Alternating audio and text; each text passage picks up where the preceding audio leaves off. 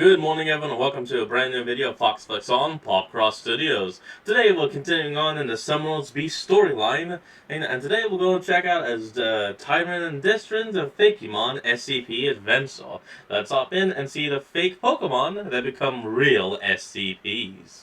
This month's Popcross Community Redraw is being split into two different episodes. One coming out today and one coming out on Friday. The reason for that is because I asked my subscribers to submit their own original creatures that could fit into something like Pokemon or My Singing Monsters. And after seeing the submissions, I decided it would be fun to do one episode today focusing on redrawing some of the submissions that had more of a Pokemon vibe to them. Then on Friday, I'd do another set of redraws on a story revolving around some of the more My Singing Monsters kind of submissions. Both of these episodes are set in my new Summoner's Beast storyline, and I'm excited to continue that tale. So let's get into it, shall we? We all are. Let's go. Hit like if you want. Subscribe if you feel like it. By the way, enjoy the show.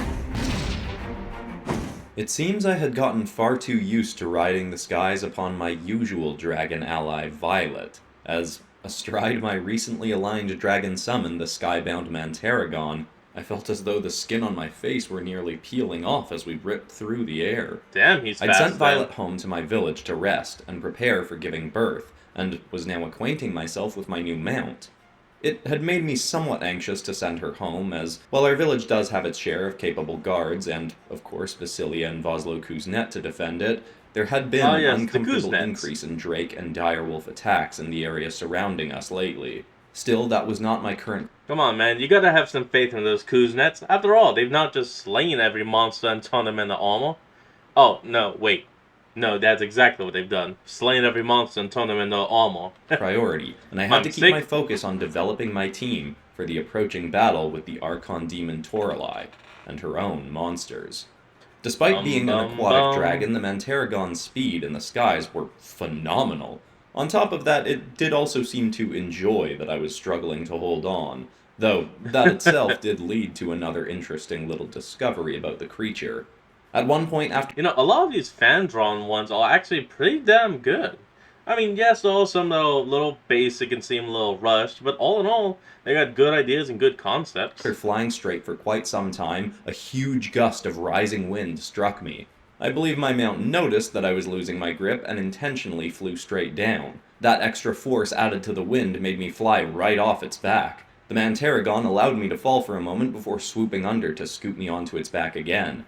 I chuckled as I regained my grip on the fleshy appendages that stemmed. Looks like the first one we're doing is actually a fossil mon on the most likely rock and ice type, based around the saber-toothed tiger from its upper back. And the ice. That little moment, likely along with having just left a sea shanty singing band of pirates, reminded me of the words to a song that my love Kayla had listened to for some time in her world, when she was going through her own sea shanty phase.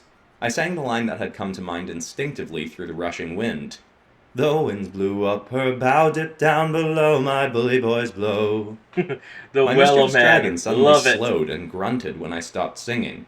I wasn't sure what it meant by this, but I was well aware of many creatures in my world that are very drawn to music, so I started that song from its beginning. Who would have thought that the skybound Mantaragon would actually be a fan of the Whale Man?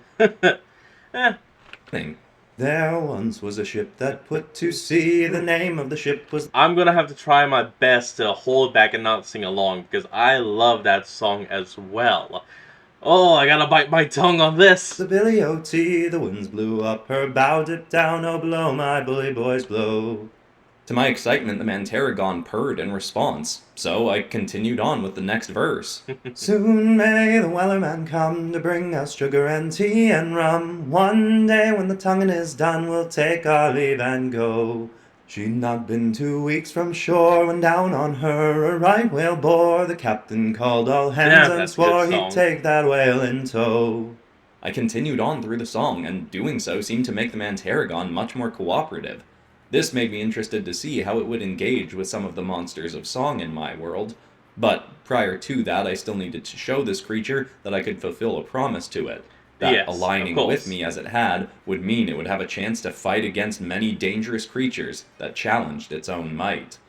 After an hour or so of getting my bearings flying... I just realized the second creature he's been shading with this or figuring out, it's not the same as the first one.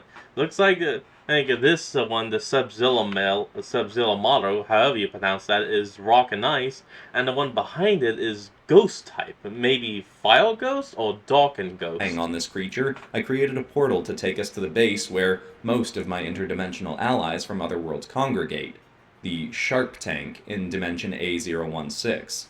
We soared through the portal down a forested mountain to the large building, unlike the structures I'd find in my own world. As we descended to the entrance doors, I saw that out front was one of our more questionable allies, Dresden Oakland. Dresden Hey, had what up, done Oakland? many awful things in his past, including slaughtering many of the Multiverse's overseers, the same position that I now hold, but I could not deny that he had been putting an effort to atone for this, and seemed to be That's right. genuinely interested in turning over a new leaf. As we landed Making down, a I saw start. a horse-sized canine creature that certainly was not native to the world we were in currently, sprinting towards Dresden. I wasn't sure if I should be prepared for battle, but the creature skidded to a halt and put a claw down between my own creature and Dresden defensively. Dresden then pet the creature's semi-mechanical head. "It is all right, Val. Tayrun and any beasts he aligns himself with are our allies." The creature, apparently called Val, still kept its foot between us, but didn't try to urge me away as I approached. "Dresden, when did you acquire a creature ally of your own?" "Just recently. Humorously enough, Val is from a world full of the kinds of anomalous entities and creatures I once studied at the SCP Foundation, prior to becoming an overseer. The same kinds of creatures our group often refers to as Fakemon, referencing the immense similarities they have to a children's game series. The same game series they have Video game, card game, and TV show. referred to as being similar to the adventure you are currently on, acquiring monster allies to fight alongside you." Now, admittedly, in that moment, I believe my ever-present desire to learn about new creatures overtook me, but it seemed I may be able to do that while finding a battle for the Mantaragon as promised. Perfect. I looked curiously at Dresden's creature, then asked, "In this world you speak of, would there be creatures interested in combating one of my own summons, and able to provide it a worthy challenge?" He looked from my dragon to myself. "I imagine from that question you are looking to train this creature and test its combat capabilities in other dimensions?" "I am. My Yeah, intent pretty much. had been to ask Keith if I could accompany him in his world for a time, and I could train the Mantaragon against some of the kaiju there. But if you have a world I've not been to with its own breed of creatures, I'd certainly be interested in visiting there instead." While I was still somewhat wary of Dresden, I was aware that Kayla had even softened her views on him, and while she is lovely, in most cases she tends to be a bit slower to forgive than I am. Plus, I was It well aware does that take a Dresden while. and I were both equally fascinated by beasts from our own worlds and others. I deemed this may be a good opportunity to get to know him better, to make up my own mind about what kind of person he was becoming, while also training the Mantaragon and possibly finding a new summon from another world. Dresden thought for a moment, then said, Yeah, hold on. Did that demon, the Orcon demon, did they actually say anything about you needing monsters just from your world alone? Because if not, that woman is screwed! "Well, I will have to confer with Ms. Jones, as she still technically holds the other end of my leash. But given its similarities to my past world, I could likely help you find some fitting foes in Dimension P069, if you are genuinely interested in having me along." I said that I was, and then he went inside, moving faster than I was used to seeing Dresden move, and soon he returned I with think he's Alexis's happy. approval. I then made a portal for us to P069. Dresden rode his creature ally as well. I was concerned about our ability to traverse quickly with him riding a land-based mount, but upon arriving, he plugged a device from his pocket into the mechanical jaw of the creature and typed something in. When he unplugged it, the creature suddenly leapt off the ground and was hovering in the air. "That is incredible. He's activated the flying memory. Did you somehow grant this creature flight with that device?" "Yes, well, as it turns out, the cruel individual who created Val made it able to adapt to the fighting styles and abilities of many different creatures from this world. With my own rendition of the devices he utilized, I can cause Val to cycle through different abilities such as fire, water, electricity, or even flight." Perfect. "Now, what kind of creature are you Now that's a interested in Savali. finding first?" I explained to Dresden that my new ally had already proven able to face creatures that can conduct electricity, but I wanted to ensure that it could defend itself from a creature that has control over ice as well. While the Mantaragon had already proven it had the ability to project frigid water from its mouth, I had to ensure that it could handle facing both flaming beasts as well as ice creatures. I had sought a water-based creature specifically to face off against the fire monstrosity that Toralei had allowed me to foresee on her own team of demonic monsters.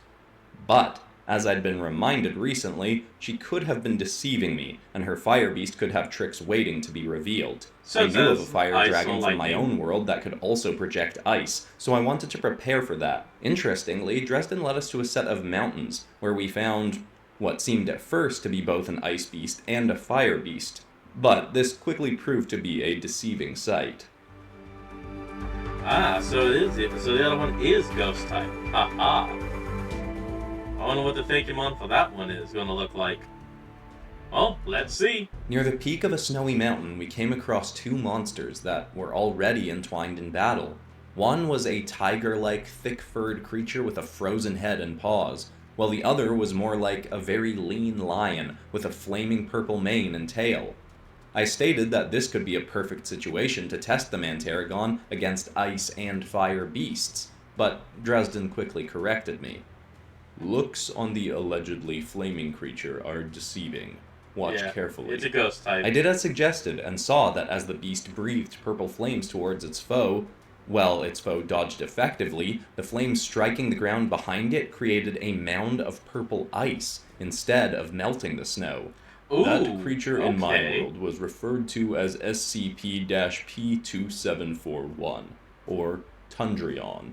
Its special containment procedures required it to be kept in a cell with temperatures held below zero, but with the ability to increase that heat to melt any walls of ice it may forge with its freezing flames, to ensure personnel could still enter to feed and study it. The creature it is facing is SCP-P2013, or also called Sub-Zmilo by some. Its own containment procedures were similar. Oh, because Smilodon. Oh, that's clever. And it was stated that these two needed to be kept in separate Foundation sites, as they had acute senses of smell and were very territorial, especially disliking one another. How is it that you remember these details? I swear, that is a ghost type. Has it not been thousands of years since your time at the Foundation you once worked for? Those memories seem to return to me more easily than even those in the last few centuries. I believe it is because that was a time when I was truly passionate about what I was doing, driven by what you may call a higher sense of purpose. Much of the last 6,000 years I've been acting out of spite and anger, not as consciously focused on my actions. As he spoke, he pet the head of his creature ally. Astride this creature, he seemed much more at peace than I ever recall seeing him before. He then continued, "No, despite not having a true fire-based creature before us yet, are these suitable challengers to test your creature against, to see how it can handle ice-based threats?" I nodded and had my beast land down near the creatures. I then activated my summoner abilities and said, Alright, Manta, prepare. I call upon the aid of the skybound Mantaragon. Summon forth, great beast. Of course, the dragon then turned back to me, looking confused. I'm aware that you're already here, but I still need to do the spell for our alignment to activate. Just like Tom to look at him like, dude, I'm already here.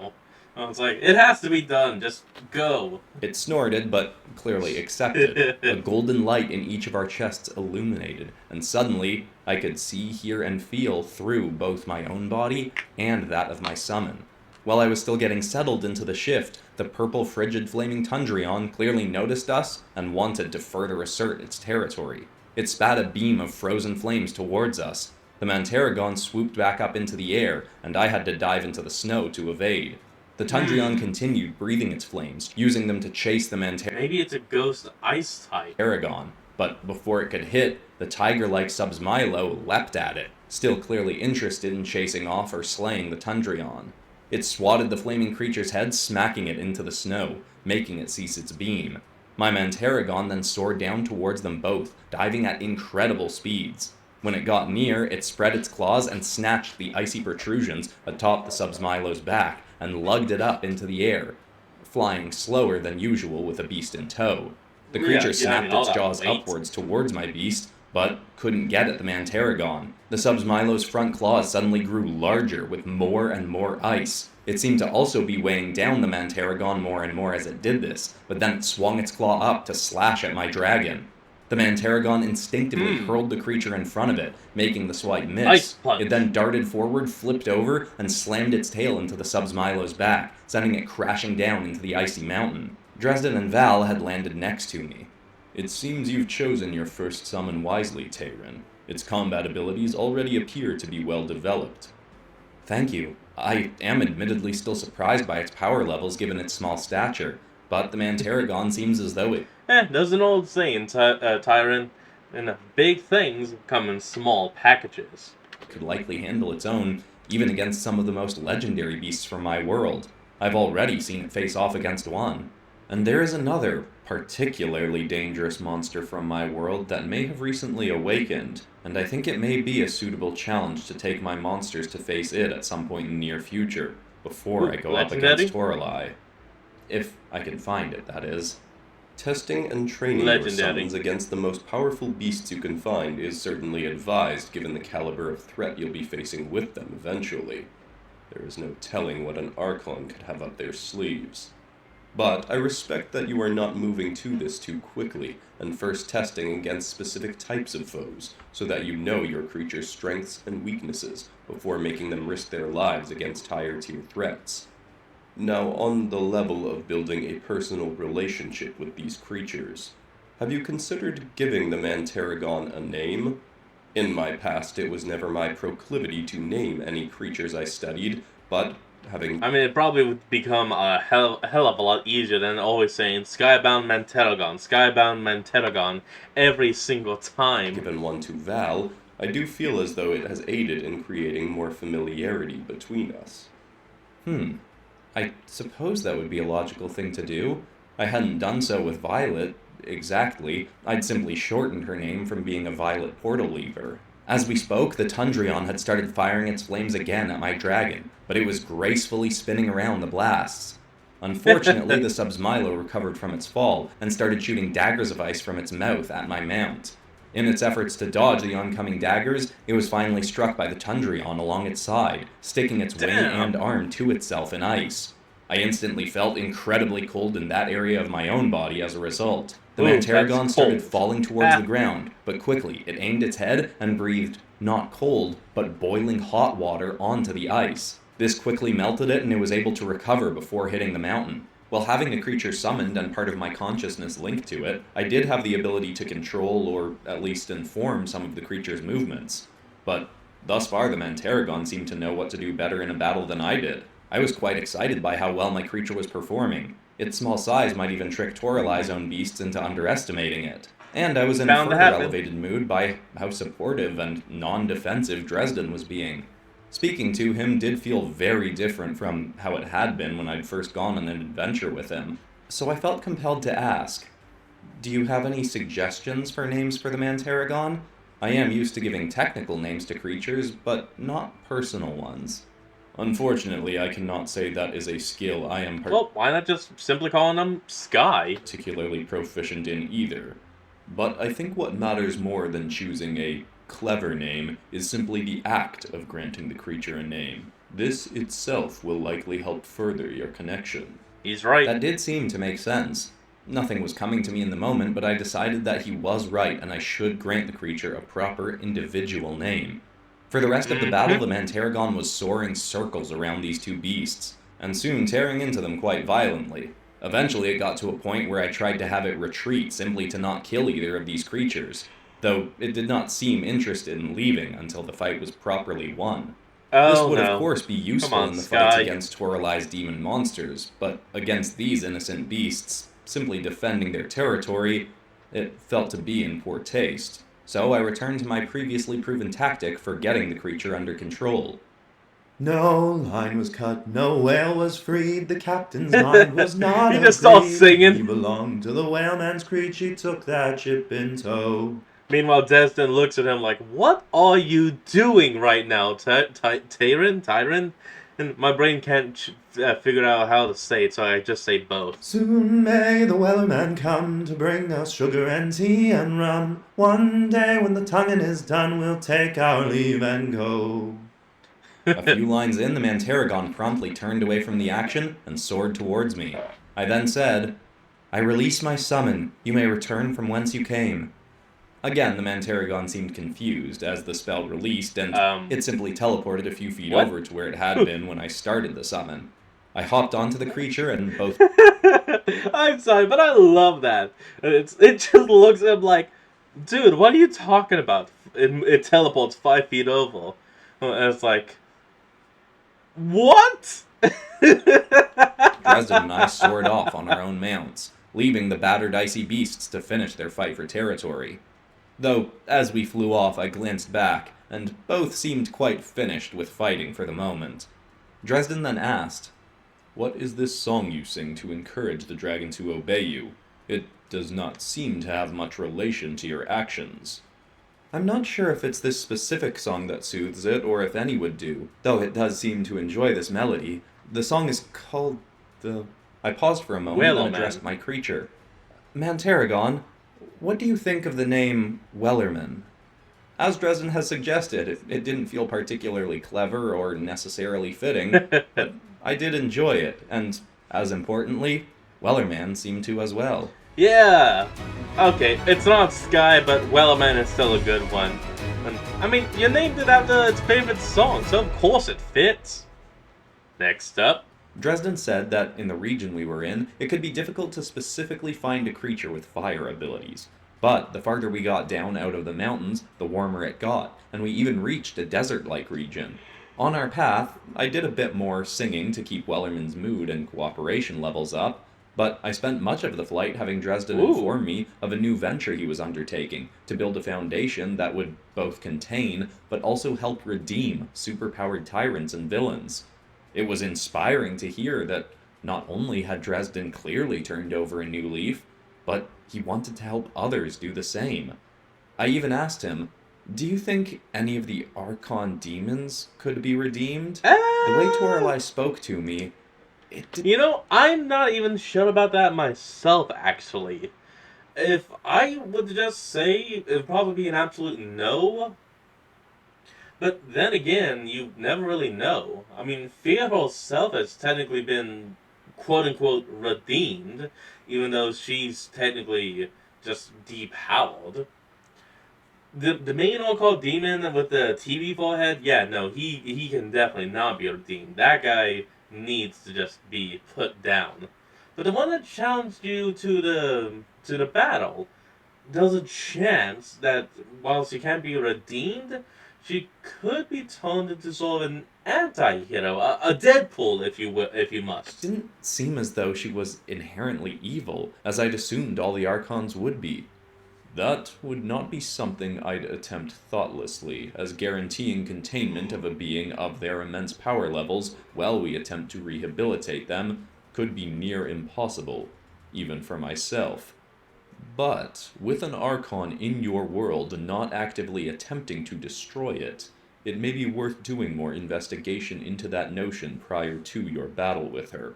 Yeah, Plus, see? there are other things I'd be curious to learn, such as why she wants your Overseer abilities at all. I understand the benefits of being an Overseer, but with the Archons already having immense abilities, it seems like little more benefit than handing a butter knife to an already armed soldier. Whoa, what was that? I thought about that for a moment, but before I could respond, Wellerman abruptly stopped, nearly hurling me. Ferroand. Oh, how do you pronounce that? It's like Ferroand. Off his back. He started looking around, Rant? I don't know. snarling. He looked down below us as if searching for something. Suddenly, from our side, a massive rock with a purple glow about it soared towards us. Wellerman swooped over it, then looked right back down at the sand again. He began breathing a torrent of water down into the ground. As soon as he did, something started darting along the ground underneath the sand. Wellerman continued to spray his beam at it until another rock was hurled our way. This time, Dresden flew up to it, and Val swatted the boulder down with its claw, with strength and force I wouldn't have expected his creature to have. Well, I doubt this is a fire-based entity, given it is buried in the sand and telepathically hurling stones. Ground psychic type. But it seems interested in challenging your Wellerman. A glimmering golden ant twice Wellerman's size burst up from the sand and hissed at us. Upon seeing it, Dresden massive. said, SCP-P2215, or Pharaoh Ant. This creature has It is just Pharaoh Ant. Oh, have I spent so long? 3 stages of evolution, and in its final one, which we see here, it gains impressive telekinetic abilities. Its exoskeleton may appear to be gold, but it is far sturdier than that substance. We had a few of these in containment in their prior evolutionary stages, but when one evolved to its final stage, we were never able to reliably contain it. It was very displeased with us for keeping its fellow creatures in captivity. The same I bet it purple was aura that had pissed. circled the stones suddenly appeared around myself and Wellerman. It felt like gravity's force had just increased 20-fold, and we began falling towards the sand. Wellerman began flapping harder and did manage to stay airborne, but barely. Tayrun, would you like Val and myself to assist you? Through the weight and pressure, I said, No, it's another good challenge for Wellerman. He probably wouldn't want your help anyway, right? Wellerman growled as if agreeing, and seemed to be enjoying the course fight to he stay would. airborne, as a strong man might enjoy the pressure of a heavy weight. After a moment of stalling in the air, Wellerman stopped resisting and dove straight towards the ant. I felt gravity reverse as if the ant was now trying to repel us, but Wellerman had gotten enough momentum to slam into the Pharaoh ant and grab its head. It snapped its mandibles at Wellerman's legs, but he managed to keep his limbs free from its bite. Unfortunately, the creature then fired some sort of purple psionic beam from its head right into Wellerman's stomach.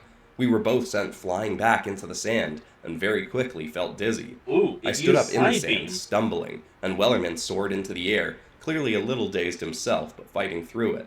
Wellerman shot a burst of freezing water at the ant from above. It was struck, but seemed to do little more Wellerman, use ice beam. than irritate it. Pharaoh ant dove back into the sand and scuttled away. Wellerman dove to the It's using ground and dig. tried clawing at the sand, flying just above it. But as he flew, another set of boulders popped out of the ground and were hurled at him. He dodged one, then seemed Ancient to towel. be struck by the other, but had actually caught it, then hurled it into the ant's path. The rock clearly sunk far enough into the sand that the creature had hit it, as its sliding plume of dust stopped. Then, Ow. it finally emerged from the ground once more. It shot another psionic beam, but Wellerman soared around it, then spat more water at the Pharaoh ant's eyes, making it lose sight on its target.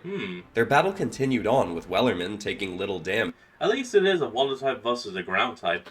but also doling out little to its opponent. As they fought, I looked to Dresden. I am impressed to see how adaptable Wellerman is, but this creature is also showing a fair degree of natural might and durability. Perhaps I should try making it a summon. That would be Based good. on what you know of it, do you think it would be reliable? If I call on a creature, I need to know it will accept my call. Well, P2215 is usually the leader of a colony. With its extra abilities, it is both accepted as the leader of its kind, but also accepts responsibility for guarding the young and the recovering of its colony. The fact that this one is out in the open without like a any of night its lower king. evolutions in sight suggests that it has either been displaced from its colony, or they have been killed. Your best tactic for Ouch. guaranteeing that it would be at your beck and call, well, I cannot guarantee this would work, would be to take it back to your own world and give it something new to protect. Then, if you are able to build a rapport with it, Oh, and guess what? Violet, aka his main companion, and is with child. Oh ho ho, we got the nanny!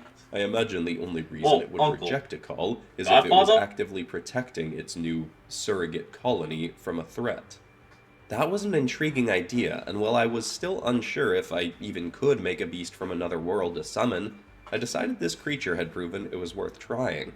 I I'm called ready, for yeah. Wellerman to hold back love the and bugs. sang a verse of the song to further encourage him to listen.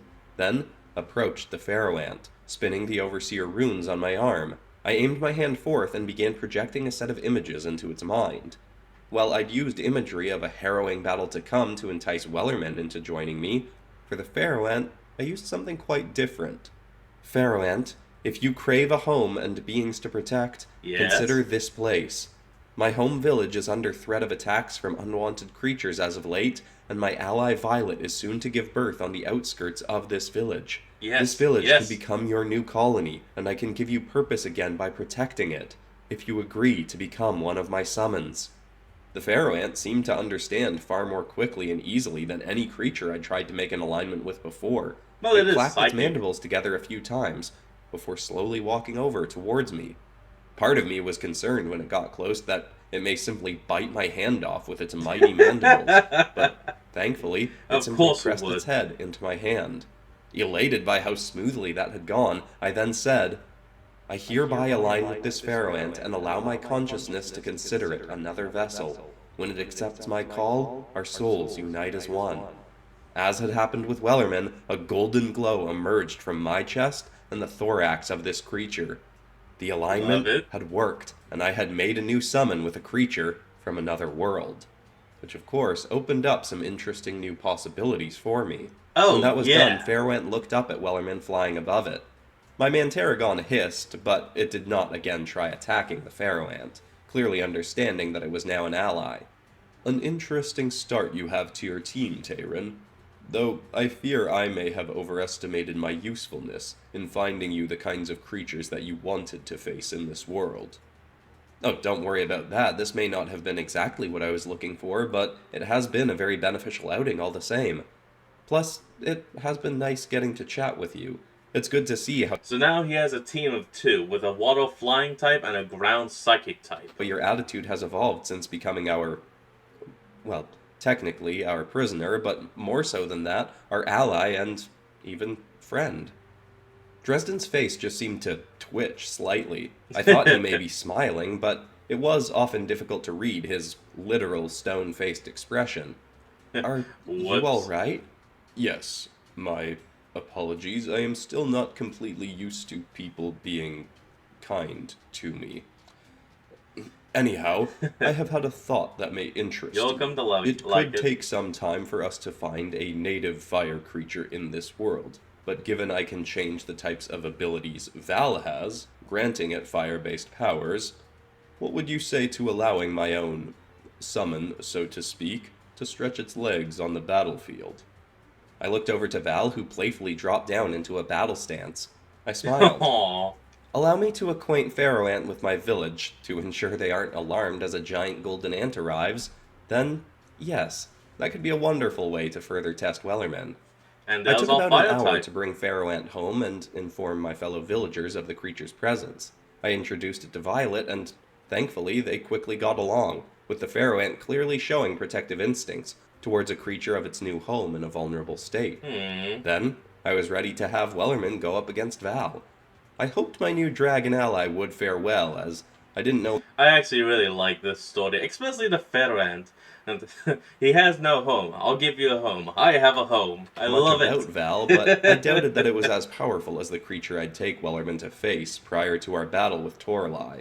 If we were going to have a real chance against her, I felt my summons would need to prove they could even handle their own against possibly the most legendary beast of my world, Gojiralith. The Girolith? Ooh, the Godzilla Dragon. Ooh, can't wait to see that. Still love this. Well, I hope you enjoyed that, and make sure to tune back in on Friday for the next chapter, which I'm thinking will be called My Singing Monsterverse or My Singing Multiverse, something in that kind My of thing. Singing Anyway, Multiverse. thank you I as like always that. to everybody who submitted for this community redraw. There was a ton of cool stuff to pull from, and a specific thank you to the people who were chosen. Charlie Bridgman, Nate Savinelli, and Mayor Knockman. If you enjoyed this and you haven't Not seen bad. the first episodes of The Summoner's Beasts, I recommend going back to the first 2 episodes, or maybe checking out Mythol Lethal if you haven't watched that. It's got a similar sort of vibe, but with more of a mythology base to it.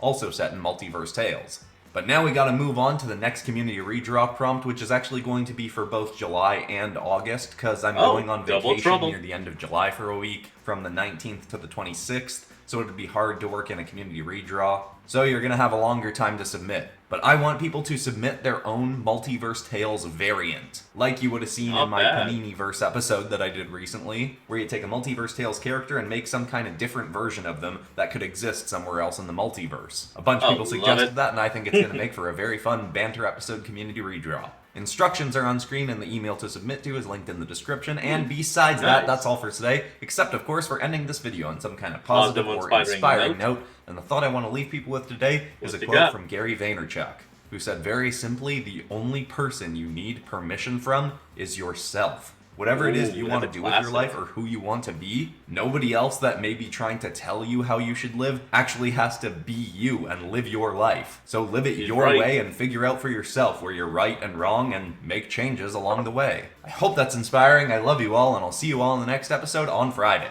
Goodbye.